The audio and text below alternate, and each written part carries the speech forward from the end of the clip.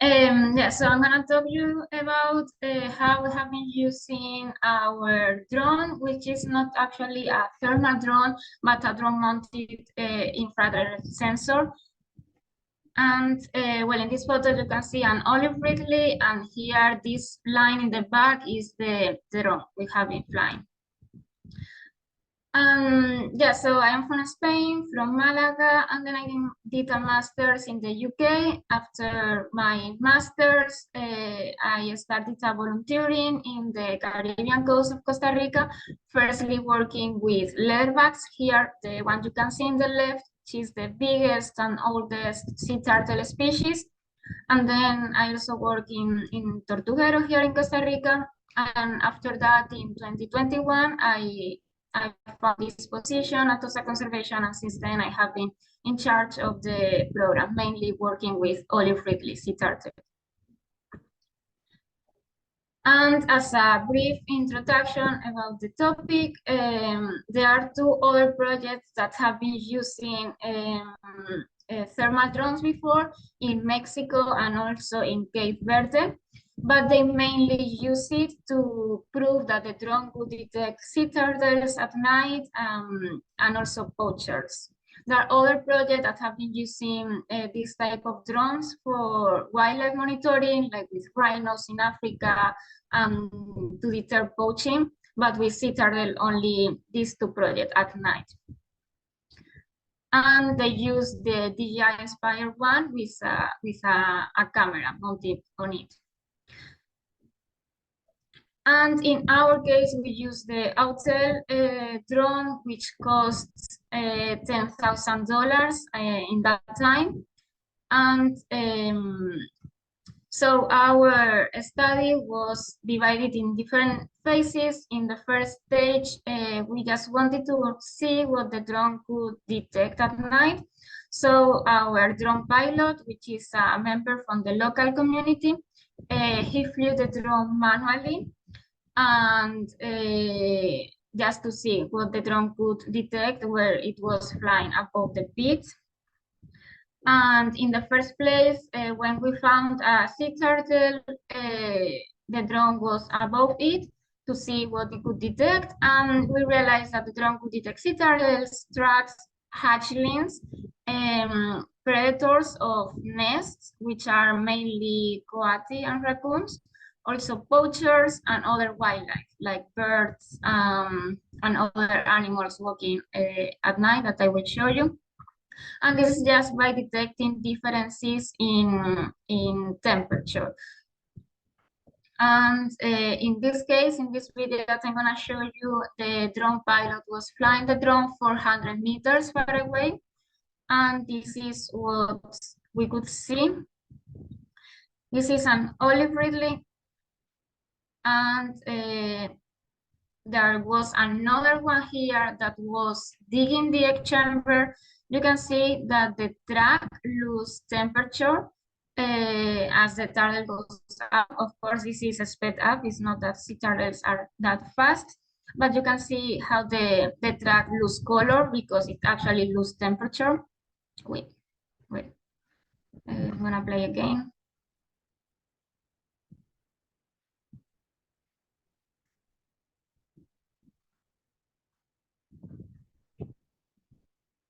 And what you can see here that is darker means that it's warmer. And in this photo in the left, you can see the track going up on top and then the track going down with the green turtle there.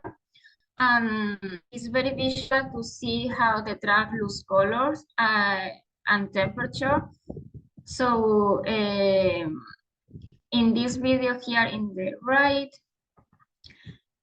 again, it's darker as she is moving her flippers because the sand below surface is warmer than the sand in the surface at night. That's why it's darker, and the same like this big area here is from the nest.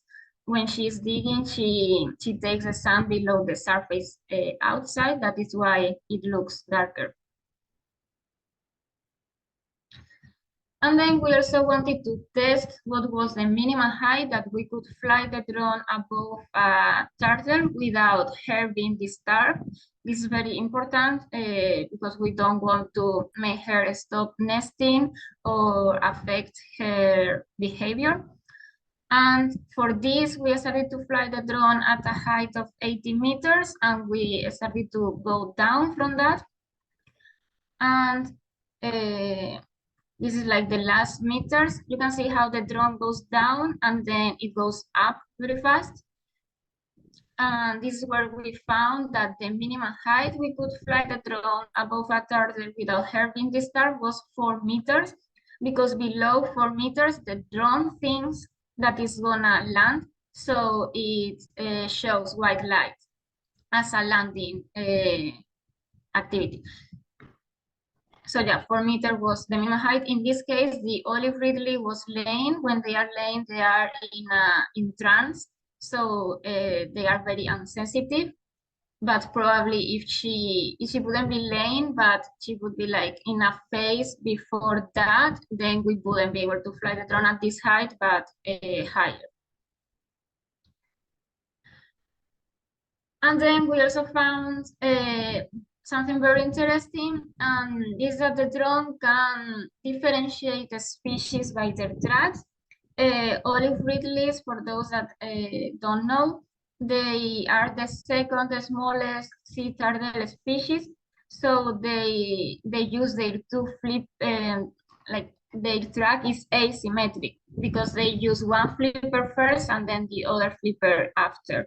While green, the photo in the right, they are the second biggest species of sea turtle, so they have to use their two flippers to pull themselves.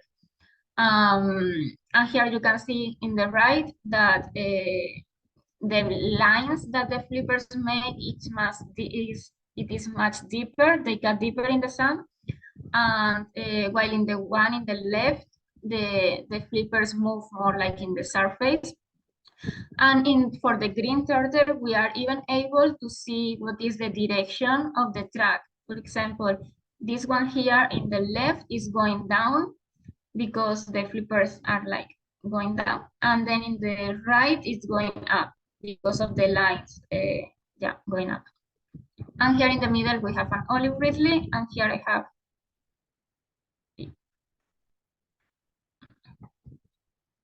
this video to show you. This is an Olive Ridley, and you can see how she moves one flipper first and then the other one after.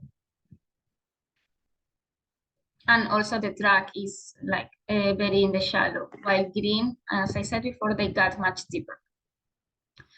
And then we also found that the drone could detect hatchlings. Hatchlings are very, very small. And here in this video, it's again sped up, but here you can see these white things moving toward the sea. These are hatchlings. And here you can see a crab that is going to try to take a hatchling here. And then it took it to the hole, but I rescued it after that. So this was at a height of 7 meters, but yeah, it's very interesting how you can see like the little tracks of the hatchlings and the hatchlings going to the sea. And then once we found everything that the drone could detect, we wanted to see what were the best parameters for detection. So we fly the drone at different heights, at 50 meters, 60 meters, and 70 meters.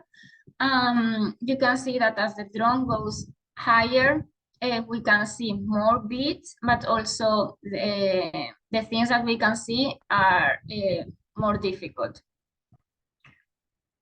And also we tried a different camera angle. This is very interesting because at 90 meters, we can see, this is that the camera is 90 degrees pointing down, while 45 is a little bit more horizontal and 18 is much more horizontal.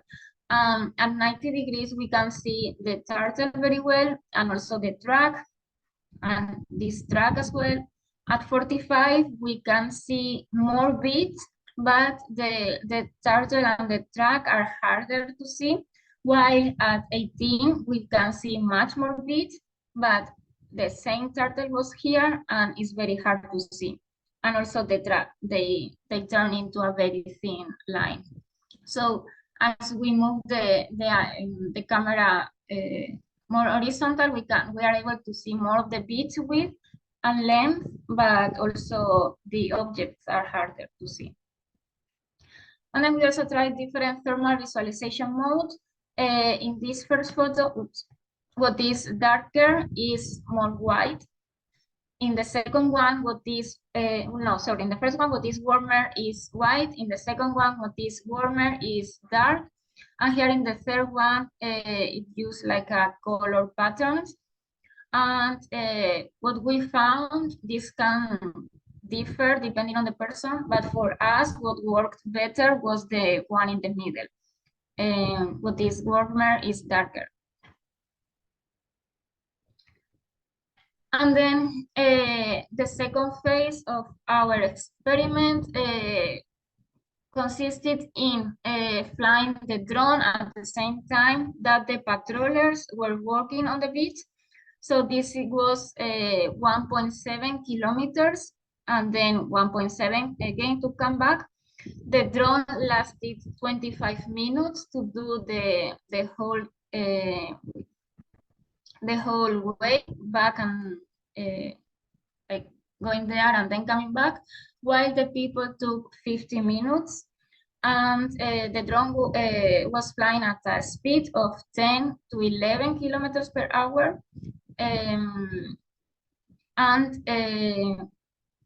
Yeah, we did this 4 to 5 times every night. And yeah, the people were walking at the same time that the drone was flying, and the drone was at a height of 50 meters.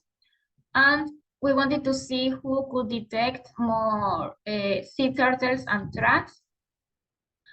And we actually found that by reviewing all the different videos that the drone took, the drone detected 20% more nesting activity than patrollers.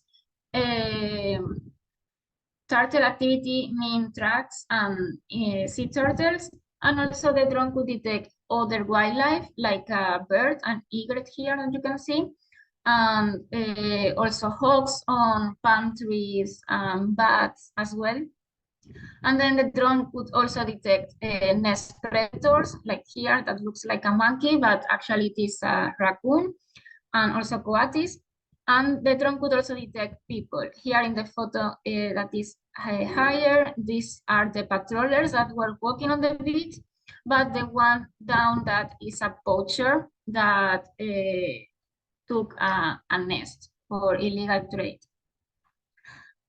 And of course, people cannot see any wildlife or nest predator or poacher, because when we are walking on the beach, raccoons and coatis go away because they get scared, and poachers hide in the vegetation. Here is a video of a coati. Here, this black point that you can see, this is a predated nest, and again, is darker in color because the sun under the surface is warmer, so we can identify predated nests by that.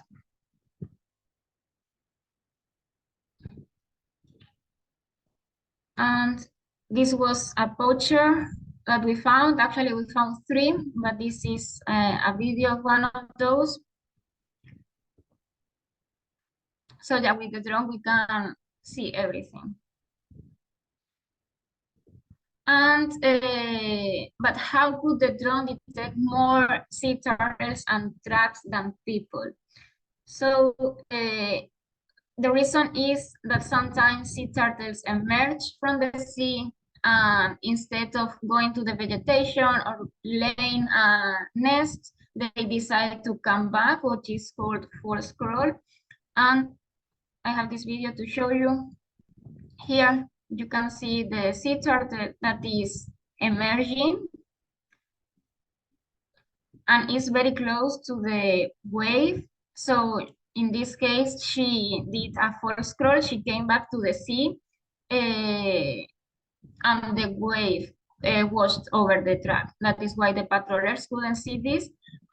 It happens with several ones, and with another ones, the sea turtle end up in the river, and that you could see in the video before.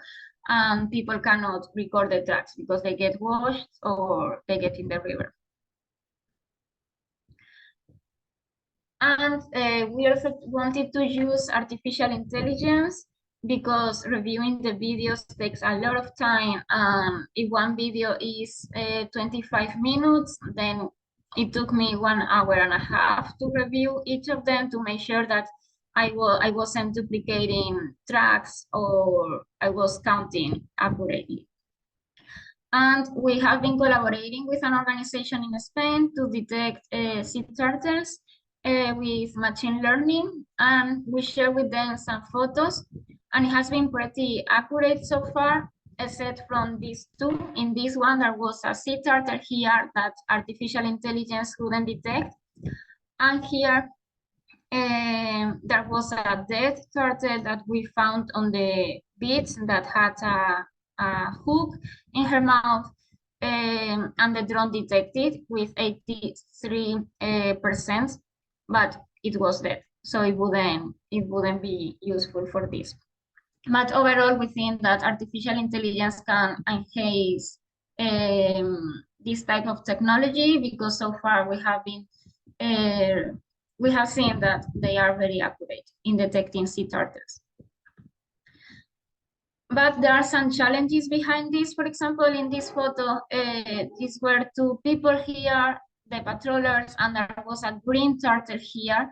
The problem was that in this section of the beach, the track had the same color as the sand, so we can see the track here close to the wave because the sand here is cooler, while close to the vegetation, the sand is warmer, so we cannot see the track. And this makes us be confused because this could be like a track that have gone up and then it have come back to the sea, but actually she's there.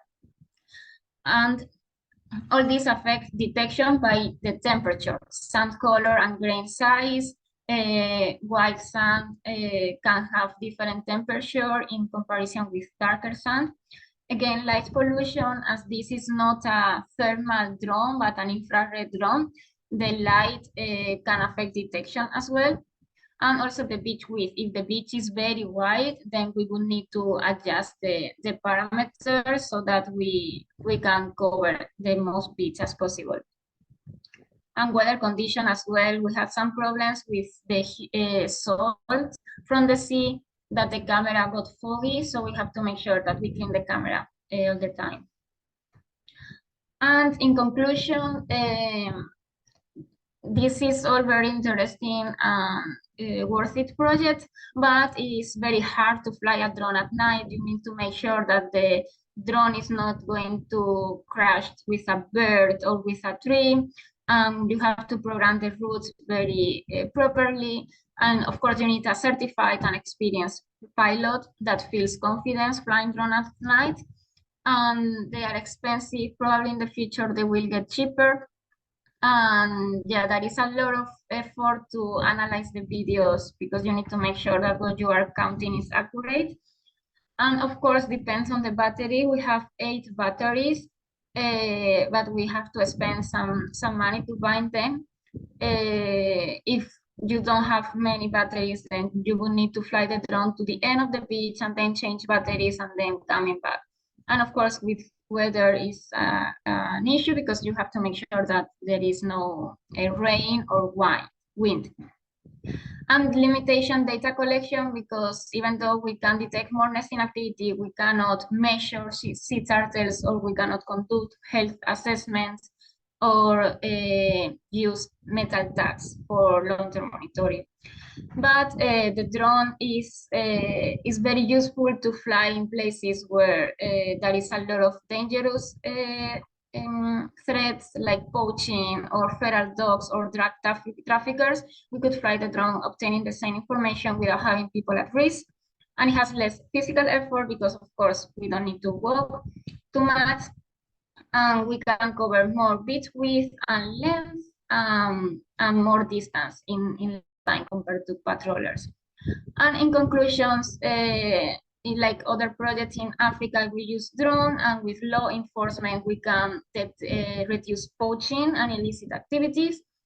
And as I said, we avoid long walks because we can have the drone flying.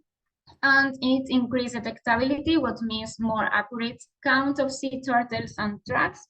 And we can also obtain predator information like coati and raccoons, like when do they predate nests, or how many times. And yeah, that's all. Thank you very much. Here, under this photo, you can see the link to the paper that we published with more information. And yeah, thank you very much. Thank you, Barb, for this amazing presentation and all the insights that you provide us, give us a better idea how can we use the infrared sensor to determine not only the sea turtles, but also poachers, predators, and other kinds of things that on land it's difficult sometimes to see. We have 2 questions in our Q&A section. The first one is, you can determine the size of the target with the use of video of drones, use AI or other software. I believe that that's already answered during the presentation. Yes. That is a great question.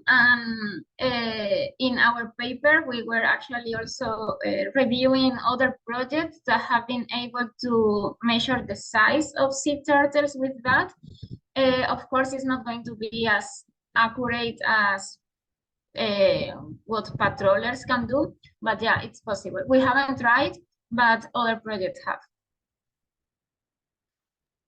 Perfect. And the second one, well, there is a comment and a question. So thank you very much, Barbara, for this wonderful presentation. I want to know if the drone does the counting of the different turtles identified. No, the drone can only record the videos. Then I have to review all the videos in the laptop to be able to count them, or using artificial intelligence. Maybe in the future drones can also count wildlife, which will be very useful, but of course there always have to be like a person behind to make sure that is accurate. Mm-hmm. Yeah, it's a matter of time for machine learning to understand what they're seeing and how to count it, etc. Of course, like a person, but in a machine. Yeah, but actually something that is very obvious for me is that the drone could never replace people, but it can be the best collaborator. Yes, it would make us easier, for sure. There is one last question over here. Let's see. Are drones really good to detect poachers? If the place is far, they may not be bothered, as it will take time for the guards of the police to come. Yeah, well, this depends on the place. The drone can detect poachers because actually in our experiment we detected 3, but at that moment we have to call the ministry or the service in charge of that, and then it's up to them if they come in time or if they have transport available to come. That's why law enforcement is very important to make sure that we can collaborate together. For sure, definitely. Well, thank you, Barb, for your presentation. We will go ahead with we'll go ahead with our next presenter. Let's see. We already passed the Q&A. Sorry. Before we go with our second presenter, we're gonna launch our second poll to know a little bit more about yourselves. We're gonna launch it. Thank you. And we're gonna give 1 minute because there are 2 questions only over here. In the case of, if you're watching us from America, you can push the option of others. Unfortunately, the poll didn't allow us to put more options, but it is obvious that there are people from America over here, right?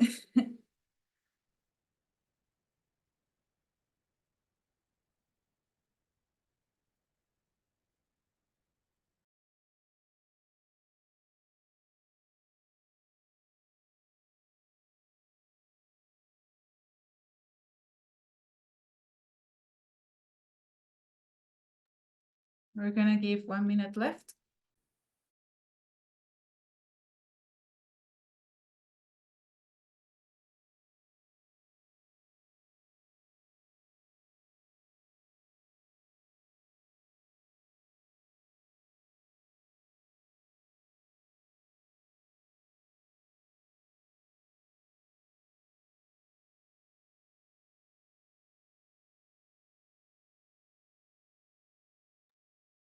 Okay.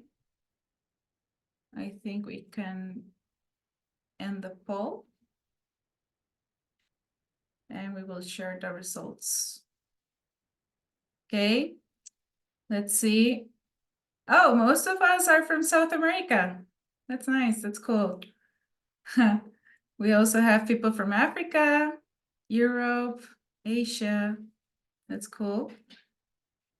Okay, for the second questions, what do you think drones should be collecting data on? Most of the people answer monitoring on local ecology and habitats, also sea level rise, and different species in the water or the beach, microplastics.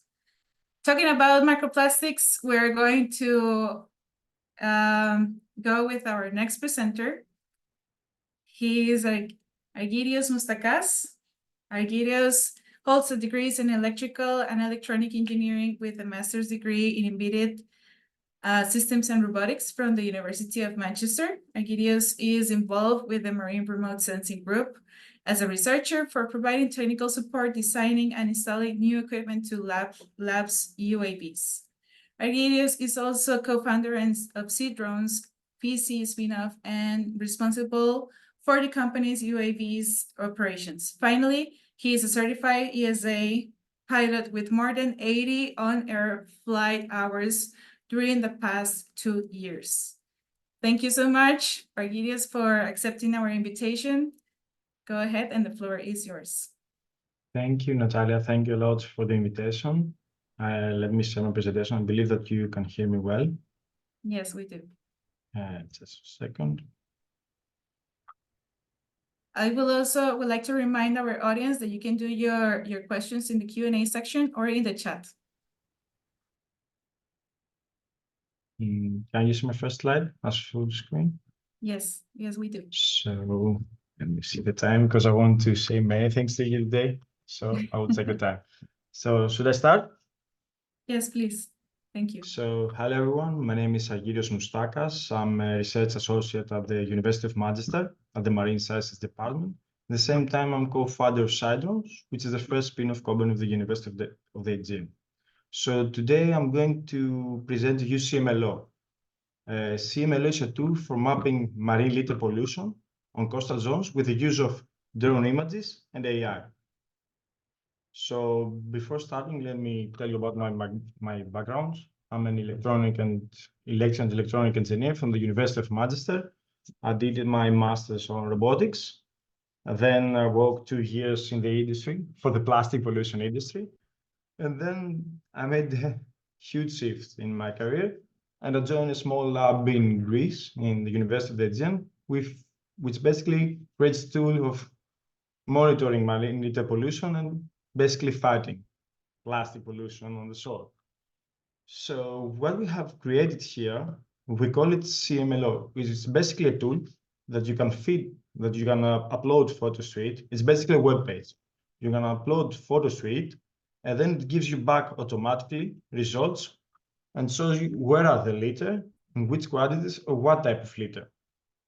Okay, so basically we use drone images as an input, RGB, from consumer-grade drones. And then with the use of machine learning, with our own dedicated algorithms, we detect the litter, we map them, and then we separate them and recognize them in some predefined categories. And then everything can be displayed in an geospatial portal zone, an online platform, which basically imagine it's like a Google Maps with photos of marine litter. So let me tell you how it works. So initially, you can feed the system by uploading photos, RGB photos, by using a flying protocol tool that we have created. Our system processes the images and cuts them in smaller images. And then we do the target detection. We recognize the litter, and then we map them, and we display them as well as marine litter density maps, which I will show you later on. So here is the technology. We have created a dedicated tool for for explaining how we want our images to be captured. We're calling CMLO flight protocol, which is basically some instructions, some very simple instructions of how can anyone in the world fly a drone and collect images. We have created our system to be used with very cheap drones like DJI Phantom, DJI Mini, like the consumer grade drones, not like the expensive ones. So then anyone can create an account in our platform, upload their images, and then our system do some specific processing. It cuts down the images. And then we have the machine learning. We have trained our algorithm to detect marine litter. And then, there's an automatic process for creating different type of maps. We have point litter maps that show the location of the litter, have the categories of litter that you will see later on, and we have the density maps that you can see like the hotspots of the marine litter pollution. Then we have confidence level, which is how confident the AI algorithm is. And finally, is the spatiotemporal, which basically, if you fly in the same region in 2, 3, 4 times, you can see the difference between these periods. So in our system, our limit and how we can map with a flying protocol is that we said that our GSD limit should be 0.5 centimeters, which is basically like the limit of finding a plastic bottle cap in 2 or 4 pixels. This is the smallest object our algorithm can detect. Then by researching the literature and all the academia, we came down to 7 different categories. First of all is plastics, which are like the 85% of the marine litter in our system. Rubber, cloth, paper, wooden and metallic, and glass. The majority of the litter, of course, plastics, and then are wooden and metallic. Here is here's like a video basically of how our system works. Then you can see how the detection takes place. The algorithm puts a box for display reasons outside of the litter. You can see below the bottle, and plastics, and then a rubber. Here you have like the categories with different colors. For us, marine litter is anything that is man-made in the beach. So what we do to collect the data? Initially, we create a flight plan using like free apps like Pix4D, as you can see here on the left side. We usually fly at 80 meters for DJI drones, for the cheap line of DJI drones. And then we collect the photos with an automatic way. Anyone can create the plan, press the play button, the drone will go up, collect the images, and come back in the same let's say, flying departing zone. So, for example, all of these images are in a region in my island, Lesbos, in Greece. Here you can see that how is the zone in the reality with litter. It's crazy, as you can see. The problem is huge. And on the right side, you can see how this image can be seen from the drone. As for now, we have used and checked our system in 5 different countries, in Japan, Ghana, Israel, Greece, and Portugal. In Greece, we have collected data from over 450 beaches all across Greece in 9 different regions in 78 islands. So we're proud to say that we believe that our database, probably the biggest database with drone imagery of marine litter. We have on total 15,000 images and more like, let's say, 400 marine litter items on our database. We believe that our system is a tier level 9, and it's already being used from different organizations across the world. To train our algorithms, we had to, let's say, recognize the litter by hand. So these are the numbers. As you can see, we did a lot of work like in the past 3 years for training our algorithms. We had to check and detect each of these numbers, as you see, by hand, one by one. So we did a huge training to algorithms, and we managed to have an accuracy of currently I can say more than 90% of detecting the correct category and type of litter. Here are the products of our platform. On the left are the locations of the litter, as you can see, as a spot. Depending on the category, you have the color. As you can see, the majority are plastics. On the middle, you have the hotspots. As you can see, we did, it's like a canvas of 100 square meters, 10 by 10 meters. Here, as you can see, is the hotspot. We have more than 26 objects per 100 square meters canvas. And here is how confident the algorithm is about detecting marine litter. So basically, anyone can use our platform to finding the hotspots and then focus the cleaning actions. This example, as you can see, it's in an island next to Mykonos. It's called Rhinia. It's a real case scenario that we went there, we collected the images, and then we helped the local municipality to focus where to do the cleaning actions and basically clean the island. One of the most interesting cases of using our product is in Ghana. We did that the same experiment for one beach in Ghana. You can imagine how crazy the situation is there. It's full of rubbish and quite big. And then this is our density map. Another great example is in Japan. These two beaches, the Leo Beach and Yukojima. So then we didn't fly the drone. We give the instructions to a local university that wanted to take part in our action. We have to learn them how to collect the data. As you can see in the left photo, this is with a slope.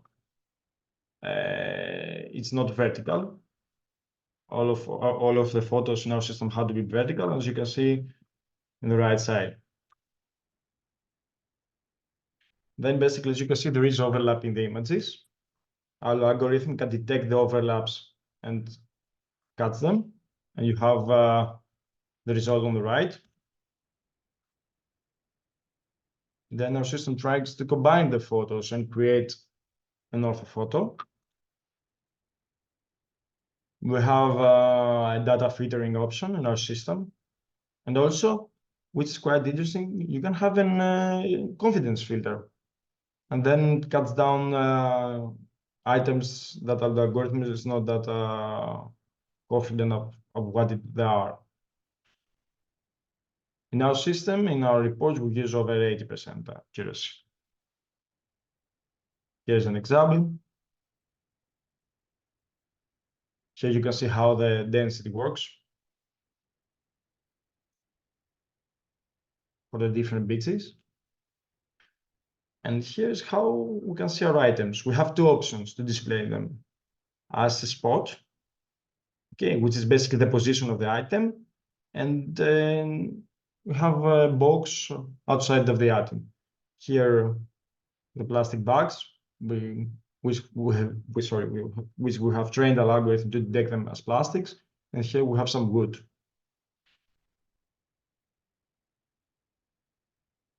At the same time, as you can see, there's a small piece of rubber. There are some examples of inside the sea. And here in this case, it was quite interesting that we have a lot of man-made wood litter on the beach. So how the house system looks. Here is the Rini Island that I told you next to Mykonos. Basically, it's like a Google map that you have the data sets displayed on the real map. So, for example, in this beach that I can show you, that's with yellow color, which is called Karantina. We have 3 different data sets from 3 different time periods. And then what's quite good and interesting with our system, you can select 2 zones, 2 data sets or photos, and you can make comparison. Here you can see the comparison from October to February. When you have the black colors, you have reduction of litter, and when you have the red colors, have increase. Here is a great example. The municipality in Lesbos cleaned the beach with the help of some institutions and some volunteers. And we flied our drones before and after the cleaning. And it's quite interesting to see the results. Example for the items. And basically, later on, they left with 5 items, which are basically wood and the bag from the cleaning process. And this was CMLO. And if I have time, I believe Natalia have. Can I continue with the next experiment? Yes, we can give 5 I'll do it in 5 minutes. minutes. It's quite Yes. interesting. So I Perfect. will present you also the spot experiment. So the previous thing that you saw, it was about detecting marine litter on shore, on coastal zone. From what we see, we found that there is a need to detect plastics below seawater, and around 1 meter below seawater. So we have the idea of using a drone equipped with a hyperspectral camera, which is like a huge multispectral camera with lots of bands, to detect the plastics below seawater. So we used a dedicated hyperspectral camera with 120 bands to find the plastics. To do so, we created an experiment that we did in Greece in 2021. So we created a man-made target, plastics. It had 6 different types of plastics. As you can see, for example, this, let's say, gray color is PET. And we submerged the target inside the water. It was 3 meters high. So we want to see how can we detect the plastics with the use of hyperspectral cameras. We used 2 drones for this experiment. The first one, you probably know it, is a DJI Phantom with an optical camera. And then we had to create our own custom drone to do that. As you can see, here is a DJI, let's say, the body of the drone is the DJI S100 drone. And then we had to create a custom gimbal to fit this camera, which is the OCF hyperspectral camera. And then we had also to create a box to put inside the PC, a small Windows PC. Because imagine for one flight, we worked for like a 10 minutes flight, we were getting like half a terabyte of data. So we have a small PC with a huge hard drive to have the data, because the camera was unable to cope with that amount of data. So here on the right side, you can see how was the target inside the water. We did experiments with different type of sheets of plastic outside of the sea. And here is a great example. On the left side, you can see how 4 different plastics look inside the water and how outside. And then this was the result that we were getting, which is the spectral signature for each material in these bands from 400 nanometers to 900 in the visible spectrum.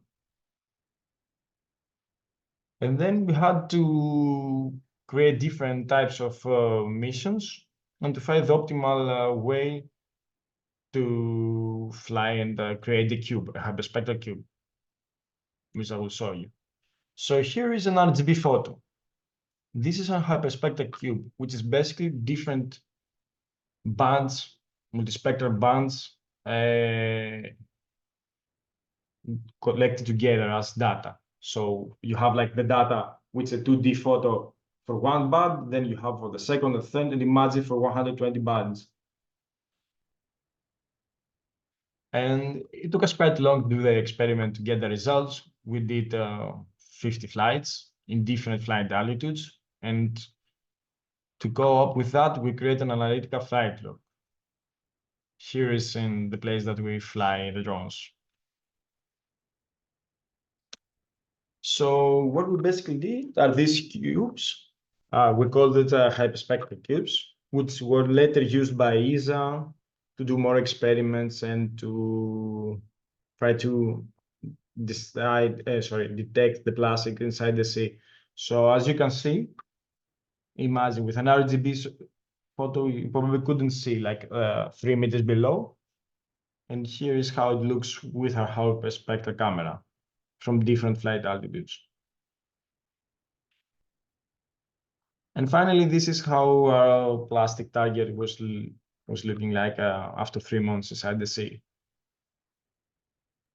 Wow. So thank you very much. If you have any questions, I'll be happy to. Thank you, Reply. Gideos, for this presentation. I imagine Thank that you. it was a little bit, tedious to make the machine learning to learn how to detect each of these kinds of litter, and takes a lot of patience, right? I Yes, imagine. exactly. Yeah, but it's amazing how these drones are also making our life easier. We have a question over here in the chat that says, can any drone with GPS capability be used to acquire pictures, or there is a specific drone to be used? That's a great thing with our application. We can use any drone with GPS. The only thing that it changes basically is the flying altitude, depending on the sensor, of the analysis of the sensor. As you get more and more expensive sensors with great analysis, you go higher. But for the coastal zone, it's not an issue because like you won't have trees near the zones. You basically you had to avoid trees. But like in a very low quality drones, like the altitude is 20 meters, so the majority of the trees are lower, so it's not an issue. But the answer is yes. You can use any drone with GPS. Perfect. And do you have any specific time during the year? I mean, I bet in winter is a bit difficult to fly these kind of drones, or it works as well. It works basically, and what is interesting, which basically is the next step. We try to collect data in 4 different time periods during the year for each season. I don't know how it's called. For winter, summer. Sorry, I don't know how it's called in English. So we're basically trying to see how the marine litter pollution, the source, is affected with the weathers. We combine meteorological data, the wind, and we have seen some trends depending on the weather, like if you have from the north or from the south, and how that affects the plastic pollution. So maybe basically we perhaps with fly that. all season long. Oh, nice. And with that, I guess you can also determine like when is like the peak of the highest peak of the year regarding all the rubbish that comes to the coast, right? Yes, and exactly. And what is amazing, basically, it's like if you do reverse engineering using this data from the wind, you can see where this plastic started. Where does this plastic pollution come to your place? So this is a great analysis. We did it for our island, for example, and we saw that they were coming from a river from Turkey, because the majority of plastic pollution comes down from rivers. So it was quite nice to verify that if you see the winds and the trends, you can see where basically the plastic pollution starting, you know? It's amazing. Wow. Thank you, Gideos, for your inputs, for your presentation. I guess there are no other questions over here. Let's see in the Q&A section. Okay. Hi, can the drone measure water parameters, pollutants, or like heavy metals, POPs? We have worked with the team. We basically were on a Horizon project. We were working on that. We want to create a custom drone to do both. See. Yes, so we're in a project right now. It hasn't started, and we want to do both. Mm. I haven't any more news to say.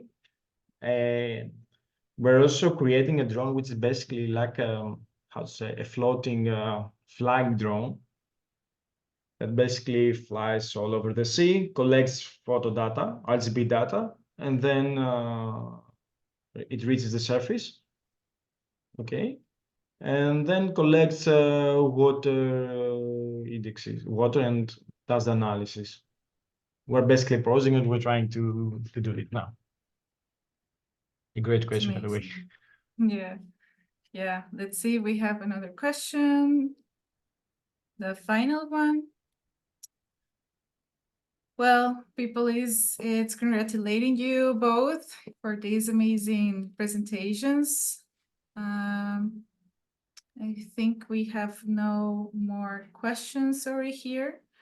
But with this, we are wrapping up our web seminars of this year. We would like to thank again Argyrios and Barbara for these presentations, and thank you all the participants to stay tuned for the whole webinar. We would like also to invite you to follow us on our social media. Remember, we have different channels over here to follow our work, and stay tuned to our next year's episodes, seminars, and whatever work that we're doing. Here is our contacts, and also Argyrios and Barbara have shared their contacts during the presentations in case you need them. Feel free to put your question in the chat, and they will definitely share their contacts in there. Thank you so much for everyone to being here, and see you next year. Thank you. Bye-bye. See Thank you. you. Bye. Thank you, everyone. Okay.